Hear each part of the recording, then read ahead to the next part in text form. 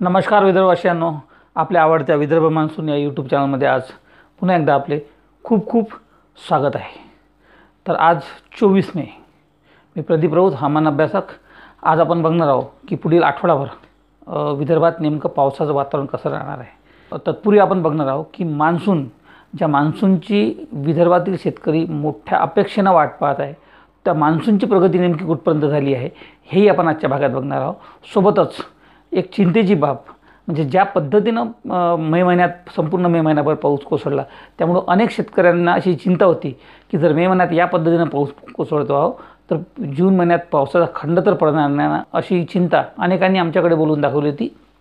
या चिंतेचं नेमकं काय होणार, जूनमध्ये खंड पडणार की नाही पडणार, हेही आपण आजच्या भागात बघणार आहोत। परंतु आता सर्वप्रथम आपण बघू की मान्सूनची परिस्थिती नेमकी काय झाली, मान्सूननं कुठपर्यंत वाटचाल केलेली आहे। IMD सह संपूर्ण देशातल्या हवामान संस्थांनी जे काही अंदाज बांधले होते त्यानुसार मान्सूनची प्रगती प्रचंड वेगाने होणार आहे हे तर निश्चितच होतं, परंतु ती जी वाटचाल आहे ती इतक्या वेगाने होईल अशी अपेक्षाही कोणी केली नसेल।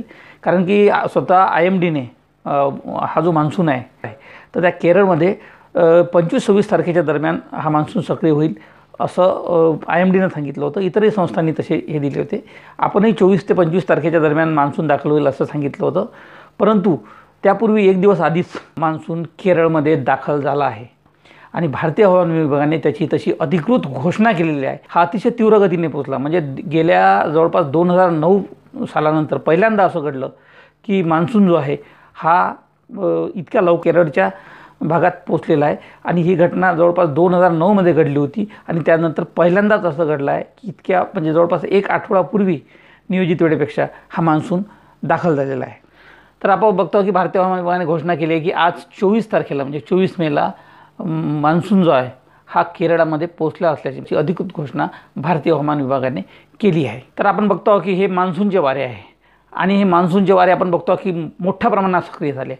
जरी भारतीय हवामान विभागानं केरळमध्ये मान्सून पोहोचल्याची अधिकृत घोषणा केली असली तरी आपण बघतो की मान्सूनचे वारे इकडे केरळ, कर्नाटक, इकडे तामिळनाडू वगैरे संपूर्ण आंध्र प्रदेश सोबतच इकडे गोव्यापर्यंत सुद्धा पोहोचले आहे। म्हणजे एका अर्थानं आपण असं सांगू शकतो की केवळ केरळमध्येच नाही तर मान्सून हा कदाचित गोव्यापर्यंत सुद्धा पोहोचला आहे। आता भारतीय हवामान विभाग याची अधिकृत घोषणा कधी करते याचं हे पाहणं जरा आपल्यासाठी एक हे राहील, परंतु सध्या जे काही परिस्थिती आपण बघतो मान्सूनी वाऱ्याची, तर यानुसार मान्सून वारे हे जवळपास इथून केरळपासून तर कर्नाटक, इकडे गोवा, आंध्र प्रदेश आणि गोव्यापर्यंतच्या भागात दाखल झालेले आहेत। किंबहुना ते आपण बघतो आहे की हे जे मान्सूनचे वारे आहे हे या भागातून असे इकडे पोहोचत आहे, म्हणजे जवळपास सोलापूरपर्यंत आपण बघतो की सोलापूरच्या भागातही मान्सूनचे वारे पोहोचल्याचे यात दिसत आहे। म्हणजे एकंदरीत मान्सून हा मोठ्या प्रमाणानं खूप वेगाने संपूर्ण भारत पादाक्रांत करेल अशी एकंदरीत स्थिती आहे। तर अशा पद्धतीने मान्सूनच्या भारतात आगमन झालेले आहे आणि पुढच्या काही दिवसात तो वेगानं संपूर्ण भारतभर भ्रमण करणार आहे। परंतु आता जी काही अरबी समुद्रात जे काही वातावरण निर्मिती झाली आहे, सोबतच बंगालच्या सागरातही जे काही एक नव्यानं कमी दाब बनत आहे, त्यामुळं महाराष्ट्रात मान्सूनची नेमकी कधी धडक होईल अपेक्षा अशी होती की जवळपास 1 ते 2 जूनच्या दरम्यान महाराष्ट्रात पोचेल आणि त्यानंतर 9 ते 10 जूनच्या दरम्यान तो विदर्भात पोचेल अशी शक्यता होती। परंतु एकंदरीत ही जर परिस्थिती बघितली तर तो त्या फार आधी पोचू शकतो। किंबहुना जर अरबी समुद्र आणि बंगालच्या सागरातील यंत्रणा जर अजून आणखी तीव्र झाली तर त्याची गतीसुद्धा मंद होऊ शकते। आता नेमकं काय होईल हे आपण पुढच्या भागात बघणार आहोत, परंतु एक मात्र निश्चित की या अचानकपणे ज्या पद्धतीने हा मान्सून सक्रिय झाला आहे त्यामुळे मोठ्या प्रमाणात पुढच्या जवळपास आठवडाभर विदर्भाच्या, महाराष्ट्राच्या भागात मोठ्या प्रमाणात पाऊस होणार आहे आणि मेमध्ये होणारा हा प्रचंड मोठा प्रमाणातला पाऊस हा जूनमध्ये काहीतरी विपरीत घडणार याचे संकेत देत आहे। तर आपण आपल्याला मागच्या भागात सांगितलं होतं की या भागात अरबी समुद्रामध्ये एक तीव्र कमी दाबाचं क्षेत्र निर्माण झालं होतं, त्याचं आता डिप्रेशनमध्ये रूपांतर झालं आहे आणि अपेक्षित असं होतं की हे जे काही डिप्रेशन आहे हे या भागातून असं मुंबईला धडकून किंवा मुंबईच्या बाजूला या गुजरातमध्ये जाऊ शकते अशी शक्यता निर्माण होती, किंबहुना हे समुद्रात जाईल अशी परिस्थिती होती। परंतु विदर्भ मान्सूनने आपल्या मागच्या भागात सांगितलं होतं की हे मुंबईला किंबहुना इकडे कोकणच्या भागात धडकू शकते असं आपण मागे सांगितलं होतं आणि विदर्भ मान्सूनची ही भविष्यवाणी हे खरी ठरली आहे आणि जवळपास रत्नागिरीच्या भागात आज सायंकाळी 6 वाजता हे जी काही परिस्थिती आहे वादळाची ही धडकणार आहे आणि त्याचमुळं पुढचे जवळपास 5 ते 6 दिवस या संपूर्ण म्हणजे मुंबई असेल, कोकण असेल, इकडे पुणे असेल, नाशिक असेल, इकडे हा संपूर्ण जो भाग आहे सोलापूर, सातारा, सांगली या भागात सोबतच विदर्भाच्याही पश्चिम विदर्भाच्या अनेक भागात जोरदार पाऊस पुढच्या 2 ते 3 दिवस होण्याची शक्यता आहे. तर जर पावसाची सद्यस्थिती आपण जर बघितली तर आपल्याला लक्षात येईल की जवळपास पावसाचे ढग संपूर्ण महाराष्ट्रभर तयार झालेले आहेत. विदर्भाचं आपण जर वातावरण लक्षात घेतलं तर विदर्भात आपण बघतो की इकडे गोंदिया, भंडारा सोबतच गडचिरोली आणि चंद्रपूरच्या अनेक भागामध्ये आज सकाळपासूनच काल रात्रीपासूनच पाऊस सुरू झाला. आज सकाळी त्याची तीव्रता वाढली आणि सध्याही आपण बघतो की जवळपास गोंदिया, भंडारा सोबतच गडचिरोली आणि चंद्रपूर या भागामध्ये मोठ्या प्रमाणात पाऊस सुरू आहे. सोबतच पुढच्या काही काळात हा पाऊस वाढत जाणार आहे. आज 24 तारीख आहे. आता आपण बघू की नेमकी आज 24 तारखेला कोणकोणत्या भागात पाऊस होणार आहे, कारण की 24, 25 आणि 26 या तीनही तारखेला विदर्भात जोरदार पाऊस होणार आहे. अनेक ठिकाणी मुसळधार पाऊस होणार आहे. काही ठिकाणी अतिमुसळधारसुद्धा होऊ शकतो. विशेषतः अकोला, बुलढाणा, अमरावतीचा असेल, वाशिमचा भाग असेल, सोबतच यवतमाळ, चंद्रपूर आणि गडचिरोली या जिल्ह्यांमध्ये पुढचे 2 ते 3 दिवस प्रचंड मोठ्या प्रमाणात पाऊस कोसळणार आहे. आपण बघू की आज 24 तारखेला नेमकं विदर्भाच्या कोणत्या भागात पाऊस पडणार आहे. तर आज 24 तारखेला सायंकाळनंतर विदर्भाच्या अनेक जिल्ह्यांमध्ये जबरदस्त वादळी पाऊस होऊ शकतो. त्यामध्ये मोठ्या प्रमाणात वेगवान वारे वाहू शकतात. विशेष 40 ते 50 किलोमीटर प्रति तास अशा वेगाने वारे वाहू शकतात. तर आज खऱ्या अर्थानं सर्वाधिक जो पाऊस व्हायची शक्यता आहे तर ती आहे वाशिम जिल्हा सोबतच नागपूर, वर्धा, गोंदिया, गडचिरोली, चंद्रपूर आणि यवतमाळ या जिल्ह्यामध्ये जोरदार पावसाची शक्यता आहे. तर सोबतच वाशिमपासून आपण सुरुवात करू. तर वाशिममध्ये बघू आपण आज नेमकी कुठे पाऊस होऊ शकतो. तर वाशिमचं लक्षात घेतलं, वाशिममध्ये आज वाशिम, मंगरुळपीर, कारंजा वगैरे हा जो भाग आहे तर या भागात जोरदार वादळी पाऊस होऊ शकतो. मोठ्या प्रमाणात पाऊस या भागात पडू शकतो. सोबतच रिसोड, रिठाड याही भागात हलका मध्यम स्वरूपाचा पाऊस होईल. परंतु पावसाचा खरा जोर हा मंगरुळपीर आणि वाशिम या भागात राहण्याची शक्यता आहे. यानंतर जर यवतमाळ जिल्ह्याचा आपण आढावा घेतला तर यवतमाळ जिल्ह्यातही आज सायंकाळनंतर रात्री उशिरापर्यंत यवतमाळ जिल्ह्याच्या बहुतांश भागामध्ये आज जोरदार ते अतिजोरदार पाऊस होण्याची शक्यता आहे. विशेषतः त्यामध्ये यवतमाळ, पांढरकवडा, घाटंजी वगैरे हा जो भाग आहे तर या भागात जोरदार ते जोरदार पाऊस होऊ शकतो. त्यात रुई, जवई, आर्णी वगैरे हा जो भाग आहे, सोबतच दारव्हा आणि दिग्रस याही तालुक्यात जबरदस्त पाऊस होऊ शकतो. सोबतच नेर असेल, बाभुळगाव असेल, त्यानंतर घाटंजी जो तालुका आहे या तालुक्यात सोबतच मोहाडा असेल, पांढरकवडा असेल, जोडमोहा आहे, आर्णी, जवई, लाळखेड वगैरे हा जो भाग आहे तर या संपूर्ण भागामध्ये आज सायंकाळनंतर रात्री उशिरापर्यंत आर्णी वगैरे भागात जोरदार पावसाची शक्यता आहे. यानंतर नागपूर जिल्ह्याचा आढावा घेतला आपण तर नागपूर जिल्ह्याच्या अनेक भागात आज जोरदार पाऊस होऊ शकतो. विशेषतः उमरेड वगैरे जो भाग आहे, उमरेड आहे, भिवापूर आहे, कुही आहे, सोबत गोथनगाव वगैरे हा जो भाग आहे, पवनी भंडाऱ्याचा जो भाग आहे, इकडे नागपूरमध्ये उरकडापार जे आहे तर या भागामध्ये बारबळीपर्यंत वर्धेच्या जोरदार पाऊस होऊ शकतो. तर मुख्य केंद्रबिंदू भिवापूर आणि कुही, उमरेड या भागात नागपूरच्या जोरदार ते अतिजोरदार पाऊस होण्याची शक्यता आहे. तर इकडे चंद्रपूरच्याही अनेक भागात विशेषतः शिंदेवाई असेल, राजोली असेल, वलनी असेल, चंद्रपूर, राजुरा या भागामध्ये मध्यम ते जोरदार स्वरूपाचा पाऊस होऊ शकतो. तर गडचिरोलीच्या अनेक भागात त्यामध्ये गडचिरोली असेल, आरमोरी असेल, नारोटी चौक असेल, चिरमुरा हा जो भाग आहे, सोबतच धानोरा तालुका आहे तर या तालुक्यामध्ये जोरदार पाऊस होण्याची शक्यता आहे. नारोटी चौक वगैरे भागात अतिशय मोठ्या प्रमाणात पाऊस होण्याची शक्यता सध्या दिसत आहे. चिंचगड वगैरे याही भागात मोठ्या प्रमाणात पाऊस होऊ शकतो. सोबतच गोंदियाचा आणि भंडाऱ्याच्या खालचा जो देवरी वगैरेचा जो भाग आहे तर देवरीमध्ये जोरदार पाऊस होऊ शकतो. कानारगाव वगैरे हा जो भाग आहे तर याही भागात मोठ्या प्रमाणात पाऊस होण्याची आज शक्यता आहे. तर उर्वरित जे काही जिल्हे त्यामध्ये अकोला असेल, बुलढाणा असेल, सोबतच अमरावती वगैरे या संपूर्ण भागामध्ये मध्यम ते काही ठिकाणी जोरदार ते अतिजोरदार पाऊस होण्याची आज शक्यता आहे. म्हणजे विदर्भाच्या जवळपास जिल्ह्यांमध्ये आज कमी अधिक प्रमाणात जोरदार पाऊस होणार आहे. त्यामध्ये वेगवान वादळी. यानंतर जर 25 तारखेची आपण शक्यता लक्षात घेतली तर 25 तारखेला सर्वाधिक पावसाचा जोर राहणार आहे तो यवतमाळ जिल्ह्यात राहू शकते. त्यामध्ये यवतमाळ जिल्ह्यात रुई, पांढरकवडा, घाटंजी वगैरे हा जो संपूर्ण यवतमाळ जिल्ह्याचा भाग आहे म्हणजे जवळपास 25 तारखेला यवतमाळ जिल्ह्याच्या संपूर्ण भागात, संपूर्ण तालुक्यांमध्ये जोरदार ते अतिजोरदार पाऊस होण्याची शक्यता आहे. त्यामध्ये नेर, बाभुळगाव असेल, दारवा असेल, दिग्रस आहे, सोबतच पुसद वगैरे जो भाग आहे तर या भागात उमरखेड, रुई, कॅप या संपूर्ण भागामध्ये मध्यम ते जोरदार स्वरूपाचा वादळी पाऊस होण्याची शक्यता आहे. यानंतर 25 तारखेला आपण बघतो की बुलढाणा जिल्ह्याच्या अनेक भागात पाऊस होणार आहे. सोबतच अकोला आणि अमरावती जिल्हा या जिल्ह्यामध्ये जोरदार पाऊस होण्याची शक्यता आहे. तर बुलढाणा जिल्ह्याचा हा जो भाग आहे विशेषतः जळगाव, जामोद असेल, मलकापूर असेल, मोताळा आहे, खामगाव आहे, शेगाव, सोबतच चिखली वगैरे जो भाग आहे तर या भागात जोरदार ते अतिजोरदार पाऊस होऊ शकतो लोणारपर्यंत.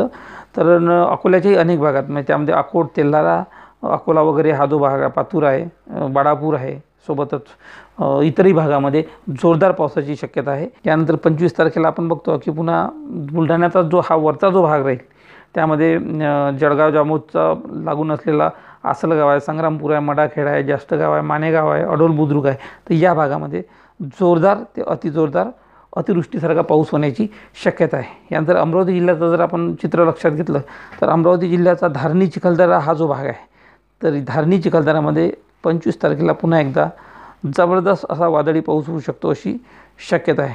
सोबतच नांदगाव, खंडेश्वर, धामणगाव रेल्वे, चांदूर रेल्वे याही अमरावती जिल्ह्याच्या भागामध्ये जबरदस्त असा वादळी पाऊस 25 तारखेला होणार आहे अशी एकंदरीत शक्यता दिसत आहे. यानंतर वर्धा जिल्ह्याचं जर आपण लक्षात घेतलं तर वर्धा जिल्ह्याच्या आर्वी, आष्टी, पुलगाव, देवळी, शेलू वगैरे जो भाग आहे तर या भागामध्ये जोरदार कळंबपर्यंत जोरदार ते अतिजोरदार पाऊस होऊ शकतो अशी शक्यता आहे. सोबतच सेलू, पवनार, केळझर, तुळजापूर, वर्धा, जामणी हा जो भाग आहे तर याही भागांमध्ये 25 तारखेला जोरदार पाऊस होण्याची शक्यता आहे. नागपूर जिल्ह्याचा जर आपण आढावा घेतला तर 25 तारखेला म्हणजे उद्या रविवारी नागपूर जिल्ह्याच्या अनेक भागात जोरदार पाऊस होऊ शकतो. त्यामध्ये नागपूर शहर असेल, सोबत पाचगाव, हिंगणा, धामणा, कन्हान, सोबतच बुटीबोरीपर्यंत, इतर कळमेश्वर वगैरे जो भाग आहे तर याही भागात जोरदार ते अतिजोरदार पाऊस व्हायची शक्यता आहे. गोंदिया जिल्ह्याची स्थिती लक्षात घेतली आपण उद्या 25 तारखेची तर गोंदिया जिल्ह्याच्या अनेक भागात जोरदार पाऊस होऊ शकतो. त्यामध्ये गोंदिया, चांगजरी, गोरेगाव, आमगाव, राजेगाव वगैरे हा जो भाग आहे, साक्रीटोला तर या संपूर्ण भागामध्ये जोरदार पाऊस होऊ शकतो. प्रचंड वेगवान वादळी वाऱ्यांसह हा पाऊस राहणार आहे. उर्वरित जो लांजी वगैरेचा जो भाग आहे गोंदियाचा तर याही भागात जोरदार ते अतिजोरदार पाऊस होण्याची शक्यता आहे. गडचिरोली जिल्ह्याचाही हा जो अहेरी तालुका आहे, अहेरी, आलापल्ली वगैरे हा जो भाग आहे तर या भागामध्ये जोरदार ते अतिजोरदार पाऊस उद्या 25 तारखेला म्हणजे रविवारी होण्याची शक्यता आहे. तर सोबतच भंडारा जिल्ह्याचा भंडारा, तुमसर वगैरे जो तिरोडी वगैरे हा जो भाग आहे तर या भागात हलक्या मध्यम स्वरूपाचा पाऊस 25 तारखेला उद्या होऊ शकतो अशी शक्यता आहे. सोबतच उद्या 25 तारखेला वर्धा जिल्ह्यातील आर्वी, आष्टी, तळेगाव, कारंजा वगैरे हा भाग या भागात मध्यम स्वरूपाचा पाऊस होऊ शकतो. तर सोबतच तिवसा, मोर्शी, मोजरी, त्यानंतर वरुड अमरावती जिल्ह्याचं, तर अमरावती जिल्ह्यात अचलपूर असेल, अंजनगाव असेल याही भागात मध्यम ते काही ठिकाणी जोरदार स्वरूपाचा वादळी पाऊस होण्याची शक्यता आहे. म्हणजे एकंदरीत 25 तारखेला संपूर्ण विदर्भाच्या जवळपास जिल्ह्यामध्ये जोरदार, काही ठिकाणी अतिजोरदार तर काही ठिकाणी मध्यम स्वरूपाचा पाऊस होण्याची शक्यता आहे. सोमवारी 26 तारखेला दुपारनंतर रात्री उशिरापर्यंत विदर्भाच्या अनेक भागात जबरदस्त असा वादळी पाऊस होणार आहे. त्यामध्ये बुलढाण्यापासून तर इकडे नागपूरच्या संसर वगैरेचा जो भाग येतो मध्य प्रदेशाचा तर त्या भागात एक पट्टा तयार होणार आहे. त्यामध्ये खामगाव असेल बुलढाण्यातलं, सोबतच शेगाव आहे, त्यानंतर अमरावती जिल्ह्यातलं धारणी, चिखलदरा, सोबतच दर्यापूर, त्यानंतर अकोला जिल्ह्यातील अकोट, सोबतच अमरावती जिल्ह्यातील चांदूर बाजार, मोर्शी, वरुड हा जो संपूर्ण भाग आहे तर या भागामध्ये जोरदार पाऊस व्हायची शक्यता. म्हणजे सातपुड्याला लगतचा जो भाग आहे विशेषतः उत्तरेकडचा तर या उत्तरेकडच्या तालुक्यांमध्ये विदर्भाच्या जबरदस्त असा पाऊस होऊ शकतो. तो भंडाऱ्यापर्यंत, नागपूर, भंडारा, सोबतच इकडे अमरावती, अकोला आणि बुलढाणा या संपूर्ण भागामध्ये जोरदार ते अतिजोरदार पाऊस होऊ शकतो. त्यामध्ये अमरावती जिल्ह्याची स्थिती लक्षात घेतली तर 26 तारखेला अमरावती जिल्ह्यातले चिखलदरा, अचलपूर, चांदूर बाजार आणि मोर्शी, वरुड या भागात जबरदस्त पाऊस होणार आहे. प्रचंड मोठ्या प्रमाणात पाऊस या भागात पडण्याची शक्यता आहे. सोबतच उर्वरित जे तालुके आहे तर उर्वरित तालुक्यातही अमरावती जिल्ह्याच्या मध्यम ते हलक्या स्वरूपाचा पाऊस होऊ शकतो. 26 तारखेला बुलढाणा जिल्ह्यात जो पाऊस होणार आहे त्यामध्ये बुलढाण्यातला विशेषतः हा जो आपण बघतो की खामगाव, चिखली, शेगाव, सोबतच नांदुरा, बाबरगाव, दिघी, त्यानंतर मडाखेड, पातुर्डा, अंदुरा या संपूर्ण भागामध्ये, इकडे दासरखेड असेल, मलकापूर असेल तर या संपूर्ण भागामध्ये मध्यम ते जोरदार स्वरूपाचा वादळी पाऊस होण्याची शक्यता बुलढाणा जिल्ह्याच्या सर्वच भागात आहे. तर सोबतच आपण नागपूरचा जो भाग आहे ते नागपूरमध्ये त्यामध्ये नरखेड असेल, उमरी असेल, सावनेर असेल, पारशिवनी जो भाग आहे, कामठी आहे, बडेगाव आहे, बिछवा आहे, या भागात जोरदार वादळी पाऊस होऊ शकतो 26 तारखेच्या रात्री. त्यानंतर भंडारा जिल्ह्याचा भंडारा आणि आजूबाजूचा जो परिसर आहे त्या भागातही मध्यम ते जोरदार स्वरूपाचा पाऊस हा होण्याची शक्यता आहे. गोंदिया जिल्ह्याचं जर बघितलं गेलं तर गोंदिया जिल्ह्यात 26 तारखेला गोंदिया, लांजी, त्यानंतर इकडे साकोली, देवरी, चिंचोला वगैरे हा जो भाग आहे तर या भागात जोरदार पाऊस होऊ शकतो. सोबतच आमगाव, साक्रीटोला, गोरेगाव वगैरे हा जो भाग आहे, चांगदरी वगैरे याही भागात मध्यम ते जोरदार स्वरूपाचा वादळी पाऊस 26 तारखेला होण्याची शक्यता आहे. तर 26 तारखेला रात्री उशिरा पश्चिम विदर्भातील हे जे 3 जिल्हे आहेत त्यामध्ये अकोला, बुलढाणा आणि वाशिम तर या जिल्ह्यामध्ये अतिवृष्टीसारखा पाऊस होण्याची शक्यता. तर काही ठिकाणी हलक्या स्वरूपाची गारपीटसुद्धा होऊ शकते. प्रचंड वेगवान वादळी वाऱ्यासह बुलढाणा जिल्ह्यातील खामगाव, चिखली, शेगाव वगैरे हा जो भाग आहे, सोबतच अकोला जिल्ह्यातील जवळपास संपूर्ण तालुके मूर्तिजापूर वगळता तर त्यामध्ये पातूर असेल, अकोला असेल, सोबतच इतरही जे तालुके आहेत या तालुक्यांमध्ये जोरदार अतिवृष्टी होऊ शकते. तर सोबतच वाशिम जिल्ह्याचा संपूर्ण भाग त्यामध्ये वाशिम, मूर्तिजापूर, कारंजा, रिसोड, मालेगाव वगैरे हा जो संपूर्ण भाग आहे तर या संपूर्ण तालुक्यामध्ये जोरदार ते अतिजोरदार पाऊस होऊ शकतो अशी शक्यता 26 तारखेला दिसत आहे. यानंतर जर आपण अमरावती जिल्ह्याचा भाग बघितला तर अमरावती जिल्ह्यात 26 तारखेला रात्री उशिरा जबरदस्त अशी अतिवृष्टी होऊ शकते. त्यामध्ये चिखलदरा, धारणी, अचलपूर, मोर्शी, तिवसा, सोबतच इकडे नांदगाव, खंडेश्वर, धामणगाव रेल्वे, चांदूर रेल्वे, अमरावती, दर्यापूर, भातकुली म्हणजे एकंदरीत 26 तारखेला अमरावती जिल्ह्याच्या संपूर्ण भागामध्ये जबरदस्त अशी अतिवृष्टी होणार आहे. मध्यरात्रीनंतर 26 तारखेच्या मध्यरात्री आणि 27 तारखेच्या पहाटेला हा मोठ्या प्रमाणात पाऊस हा अमरावती जिल्ह्याच्या अनेक भागात होण्याची शक्यता आहे. तर 27 तारखेला सुद्धा आपण बघतो की 27 तारखेला पश्चिम विदर्भात पाऊस होईल. त्यामध्ये विशेषतः बुलढाणा, अकोला आणि वाशिम या जिल्ह्यामध्ये जोरदार पाऊस होऊ शकतो. तर अमरावती जिल्ह्याचा हा जो उत्तरेकडचा जो पट्टा आहे त्यामध्ये धारणी, चिखलदरा, अचलपूर वगैरे जो भाग आहे तर या भागात पाऊस होण्याची शक्यता आहे. उर्वरित भागात पावसाचं प्रमाण थोडं कमी राहू शकते, परंतु या भागात मात्र मोठ्या प्रमाणात पाऊस होऊ शकतो. त्यामध्ये बुलढाणा, अकोला, अमरावती जिल्ह्याचा धारणी, चिखलदरा हा जो भाग आहे, त्यानंतर अकोल्याचा अकोट असेल, तेल्हारा असेल आणि बुलढाण्याचा खामगाव, शेगाव, चिखली वगैरे हा संपूर्ण भाग आणि वाशिम जिल्हा हा संपूर्ण जिल्हा तर या मोठ्या प्रमाणात 27 तारखेच्या पहाटे या भागात पाऊस होऊ शकतो अशी शक्यता आहे. अकोल्याच्याही पातूर वगैरे भागात, वाशिमच्या रिसोड भागात जोरदार पाऊस होण्याची शक्यता आहे 27 तारखेला. याचवेळी 27 तारखेला बुलढाणा जिल्ह्याचा देऊळगाव राजा, सिंदखेड राजा, लोणार वगैरे जो भाग आहे, मेहकर आहे, याही भागात प्रचंड मोठ्या प्रमाणात वादळी पाऊस होऊ शकतो अशी शक्यता आहे. तर हे झालं 27 तारखेपर्यंतची परिस्थिती. परंतु 27 तारखेला पूर्व विदर्भात पावसाची उघाड थोडीफार राहील. विदर्भातही 27 तारखेला पावसाचं प्रमाण थोडं कमी राहील. परंतु पुन्हा एकदा बंगालच्या सागरातील जे काही तीव्र कमी दाबाचं क्षेत्र आहे हे विदर्भावर येण्याची शक्यता असल्यामुळं 28 आणि 29 तारखेला पुन्हा एकदा विदर्भात अतिवृष्टीसारखी परिस्थिती निर्माण होऊ शकते आणि 28, 29 आणि 30 या तारखेला पुन्हा एकदा विदर्भात जबरदस्त असा वादळी पाऊस होऊ शकतो. म्हणजे एकंदरीत आजपासून पुढचे 5 ते 6 दिवस विदर्भात जबरदस्त वादळी पाऊस होणार आहे. यामुळे नदी नाल्या ओसंडून वाहू शकते अशी परिस्थिती निर्माण होऊ शकते. त्यामुळे सर्व शेतकऱ्यांना विनंती आहे की कृपया काम असल्याशिवाय घराबाहेर पडू नका. सर्व नागरिकांना विनंती आहे की विजा सुरू असताना, वादळ सुरू असताना घराबाहेर पडू नका. आपल्या जीवाचे, आपले पाळीव प्राणी आहेत त्यांच्या जीवांचे रक्षण करा.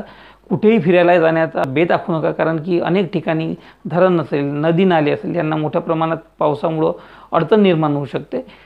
त्यामुळे आपण आपल्या जीविताची काळजी घ्यावी. सोबतच एक थोडी चिंतेची बाब जी अशी आहे, मी सुरुवातीलाच सांगितलं की हा जो अचानकपणे मे महिन्यात जो पाऊस पडत आहे, कारण की इतका पाऊस गेल्या अनेक वर्षात अशा पद्धतीनं मे महिन्यात झाला आणि 2009 नंतर अशा पद्धतीचा पाऊस कधीच मे महिन्यात बघण्यात आलेला नाही. त्यामुळं ही परिस्थिती थोडी वेगळी आहे आणि हा निसर्गातील बदल आहे आणि ह्या बदलाचा फटका आपल्याला शेतकऱ्यांना बसू शकतो. अजून अद्याप IMD किंवा भारताच्या किंवा देशाच्या किंवा राज्याच्या हवामान विभागाने अधिकृतपणे भाष्य केलं नसलं तरी आमचा जो काही अंदाज आहे विदर्भ मान्सूनचा त्यानुसार 31 तारखेपासून विदर्भातील पाऊस थांबू शकतो आणि 31 तारखेपासून विदर्भात 1 जून नंतर पुढचे आठवडाभर किंवा त्यापुढेही सुद्धा विदर्भात पावसाचा खंड निर्माण होऊ शकतो. त्यामुळं शेतकऱ्यांनी अजिबात पेरणीची घाई करू नका, कारण की 1 तारखेपासून 1 जूनपासून विदर्भात पावसाचा खंड निर्माण होण्याची दाट शक्यता आहे. यावर अधिकृत एकदा का भारतीय हवामान विभागानं शिक्कामोर्तब केलं की आम्ही पुढच्या भागात आपल्याला लगेचच सांगू. परंतु सध्या आमची काही एकंदरीत आमचा जो अभ्यास आहे त्यानुसार 1 तारखेनंतर पुढचे 7 ते 8 दिवस विदर्भात पावसाचा खंड निर्माण होऊ शकतो. हा खंड आणखी मोठाही असू शकतो. त्यामुळे तो जशी माहिती येईल आम्ही लगेचच आपल्यापर्यंत पोचू. त्यामुळे आजच्या भागात येथेच थांबतो. पुन्हा एकदा नवीन माहितीसह नवीन भागात भेटू. तोपर्यंत आपण आम्हाला रजा द्यावी. नमस्कार, धन्यवाद. जय हिंद, जय भारत, जय महाराष्ट्र, जय विदर्भ.